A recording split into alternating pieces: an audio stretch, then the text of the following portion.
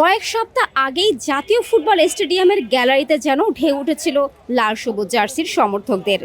কানায় কানায় ভর্তি প্রতিটি আসন, প্রতিটি গ্যালারি।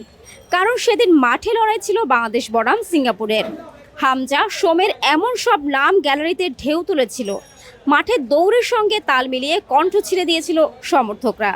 কিন্তু আজ একই স্টেডিয়াম, একই সবুজ ঘাস, একই গোলপোস্ট, শুধু নেই সেই উন্মাদনা। আজ এএফসি চ্যালেঞ্জ কাপে আবাহনী মুখোমুখি কিরগিজস্তানের ক্লাব মুরাস ইউনাইটেডের। অথচ গ্যালারির চিত্র যেন রুদ্ধশ্বাস নীরবতার প্রতিচ্ছবি। এখানে দর্শক গোনা চায়। এ যেন দুই দৃশ্যের নাটকীয় ফারাক। আন্তর্জাতিক ফুটবলে ভিড় ভেঙে ঢুকে পড়া দর্শক, আর ক্লাব ফুটবলে হাঁপিয়ে ওঠা ফাঁকা চেয়ারের সারি। প্রশ্ন জাগে, বাংলাদেশ কি শুধুই জাতীয় দলের জন্য ভালোবাসা জমিয়ে রাখে? ক্লাব ফুটবল কি তবে ভক্তদের হৃদয়ের বাহিরে পড়ে আছে? স্টেডিয়ামের বাতাসও যেন উত্তর খুঁজছে। গোল হলে হাততালি নেই, ব্যানার নেই, উচ্ছ্বাস নেই, আছে শুধু নিস্তব্ধতা আর শূন্যতার গুঞ্জন। ফারজানা ববি, বাংলানিউজ 24।